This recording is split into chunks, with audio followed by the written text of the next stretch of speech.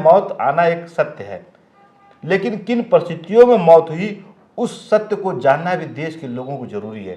मुख्तार अंसारी जी का ये वो उनकी मौत कैसे हो, इससे पर्दा उठ सकता है। जो कैदी बीमार था उसका एप्रोप्रिएट ट्रीटमेंट नहीं किया तो इसके लिए कौन लायबल है। मनोसंदिग्ध परिस्थितियों में अगर किसी को आपने मौत होती है तो उससे संबंधित लोग जो है जिम्मेदार होते हैं। थाना हो, चाहे आपका जिला कारावास हो या आपका राज्य स्तर का कारावास हो या आपका यहाँ के दिल्ली का सबसे बड़ा जो है तिहाड़ जेल हो।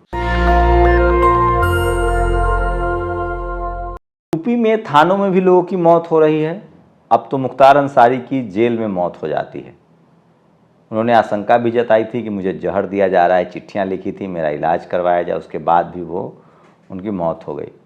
अब तो सरकार ने भी उस पर जांच बैठा दी है। क्या ये मौत है या हत्या, और क्या ये भारत के जो व्यवस्था है उस पर सवाल खड़े करता है। मेरे साथ गौरव यादव हैं, सुप्रीम कोर्ट के वकील हैं। कैसे देखते हैं मुख्तार अंसारी की मौत को? उन्होंने चिट्ठियाँ भी लिखी थी, खाने में जहर की बात भी कही थी। अगर उन्होंने देखा है तो फॉरेंसिक जांच करा दी जाए उसकी, उसमें दूध का दूध पानी का पानी हो जाएगा। लेकिन मैं कहना चाहता हूं कि राइट टू लाइफ सबको है, चाहे एक हत्यारा हो, बलात्कारी हो या किसी प्रकार का कोई अपराध किया गया है। बस ये फर्क है कि वो पब्लिक में नहीं जिएगा, जेल में जिएगा, लेकिन राइट टू लाइफ है, मतलब जेल में रहेगा, जेल में रहिए, लेकिन किसी का आपको लाइफ लेने का अधिकार नहीं है। अगर आपने जेल में गए तो उसकी क्या बेसिक नीड है, एक जेल मैनुअल के अनुसार उसको देना चाहिए। माननीय सर्वोच्च न्यायालय ने जेल में बढ़ रहे लोगों के प्रति जो संख्या बढ़, दुनिया भर में तो फांसी की सजा भी बहुत सारी यूरोपियन कंट्री में खत्म कर दी गई, लेकिन वहाँ क्राइम कम गया। जहाँ फांसी यहाँ न्यायिक सुधार की बात हुई, यहाँ कैदियों के सुधार की बात हुई। जो एक्यूज पर्सन हैं, अपराधी हैं, प्रिजनर हैं, उनकी सुधार की बात की गई। उनको सही से भोजन न देना, उनको बिस्तर न देना, उनको सही से भोजन न देना, और उसके बाद अगर वो बीमार हैं तो उनका इलाज नहीं हो पा रहा है, तो यह देश की न्यायपालिका पे आज प्रश्न उठा रहा है कि जिसके संरक्षण में, माननीय सर्वोच्च न्यायालय के संरक्षण में, माननीय हाई कोर्ट के न्यायालय के संरक्षण में या जिला न्यायालय के संरक्षण में, देख रेख में जो वो चल रहे हैं, उनके आयोग बने हुए हैं, वे क्या कर रहे हैं। लोग, एक आदमी को हार्ट की प्रॉब्लम है, अगर वो शिकायत कर रहा है तो उसके लिए क्या उपाय लिया गया, उसके आवेदनों को और उस पर लिए गए एक्शनों की जो है एक स्वतंत्र जांच कराई जाए, तो मैं समझता हूं कि ये मुख्तार अंसारी जी का ये वो उनकी मौत कैसे हो, इससे पर्दा उठ सकता है। लेकिन मैं साथ ही साथ ये कहना चाहता हूं कि आपका जो गृह मंत्रालय है वो इस पे एक रिपोर्ट प्रस्तुत करता है हर साल। उस रिपोर्ट में आप देखेंगे कि उनके जो सुधार की बात है कि जिसमें उसमें लोग पुलिस जो काम करते हैं उनको भी ट्रेनिंग की आवश्यकता है, उसमें जो स्टाफ करता है उस पर भी ट्रेनिंग की आवश्यकता है, उसमें मेडिकल जो फैसिलिटीज़ हैं या जिस प्रकार की सुविधाएं देनी चाहिए कैदियों की, उसमें बहुत उत्तरात्मक इमर्जिंग सुधार होने की आवश्यकता है।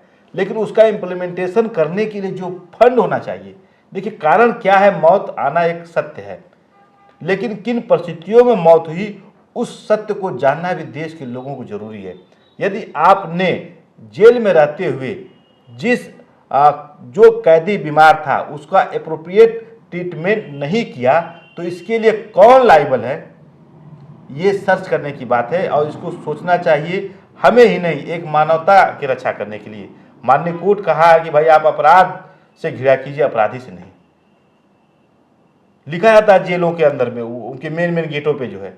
और आप जब जाएंगे मॉडल जेल, आप तिहाड़ जेल में जाएंगे तो कौन सी सुविधाएं नहीं है। तो उन सुविधाओं पे अगर सरकार विचार करेगी तो कोई भी कैदी हो उसको असामयिक मौत न हो, इस पे बहुत ध्यान देने की आवश्यकता है, इस पे काम करने की आवश्यकता है। राज्य से लेकर केंद्र से लेकर माननीय सर्वोच्च न्यायालय को इसको संज्ञान लेना चाहिए, ताकि भविष्य में अब किसी की जो मौत जो है इलाज के अभाव में न हो। उनके बेटा को पैरोल नहीं मिला, इलाहाबाद हाई कोर्ट ने डिनाई कर दिया, वो सुप्रीम कोर्ट आ रही है, इसे कैसे देख रहे हैं? देखिए, लोग लिख रहे हैं कि आप रेपिस्टों के दोषियों को पैरोल मिल जा रहा है, फ्यूनरल में तो मिलना चाहिए कम से कम। पैरोल देना माननीय कोर्ट का ये स्पेशल डिस्क्रिशनल है, डिस्क्रिप्शन है उनका, और माननीय कोर्ट ने किन परिस्थितियों में नहीं दिया है, उनके आवेदन को मैंने नहीं पढ़ा है, लेकिन ये एक सामान्य सा नियम है। शादी हो, ब्याह हो, घर पे किसी की डेथ हो गई हो तो उनको कुछ प्रतिबंधों के आधार पे सामान्यतः जो है न्यायालय जो है पैरोल ग्रांट कर देती है। और इवन उनकी जो कोई एप्लीकेशन लगती है तो उसको प्राथमिकता के आधार पे सुन के डिस्पोज आप कर दिया जाता है कि भाई आप उनके फ्यूनरल में या उनके अंतिम जो क्रियाकलाप होते हैं उसमें शामिल करने की अनुमति दे देती है सामान्यतः। अब किन परिस्थितियों में नहीं दिया गया है मैं उस केस की बारीकियों में और फैक्ट पर नहीं जाना चाहता हूँ, लेकिन जो सामान्य नियम है ये है। तो ये जो थाने में मौत हो रही है, जेल में मौत होती है, इसके लिए मतलब किसी की लायबिलिटी होती है? निश्चित रूप से होती है। अगर थाने में अगर मौत होती है तो राष्ट्रीय मानवाधिकार, राज्य मानवाधिकार या जिले स्तर पे सबकी कमेटियां बनी हुई समझो। अब मानो संदिग्ध परिस्थितियों में अगर किसी को आपने मौत होती है तो उससे संबंधित लोग जो है जिम्मेदार होते हैं, चाहे आपका थाना हो, चाहे आपका जिला कारावास हो, या आपका राज्य स्तर का कारावास हो, या आपका यहाँ दिल्ली का सबसे बड़ा जो है तिहाड़ जेल हो। उन परिस्थितियों को ध्यान देखते किन किन परिस्थितियों में मौत हुई है। अगर किसी की हिरासत में मौत होती है तो जिन लोगों के पे है वे लोग निश्चित रूप से उसके लिए जवाबदेह होते हैं। इस केस को कैसे देख रहे हैं, जो मीडिया रिपोर्ट्स आ रहे हैं उसके हिसाब से? देखिए, मीडिया रिपोर्ट को कोई हम अधिकृत रिपोर्ट नहीं मानते हैं जब तक उसकी फॉरेंसिक लैब से जांच हो के जो उनका पोस्टमार्टम जो हो, उसकी पूरी एक एक आपने क्या खाया है, क्या पिया है, आपके साथ क्या किया गया है।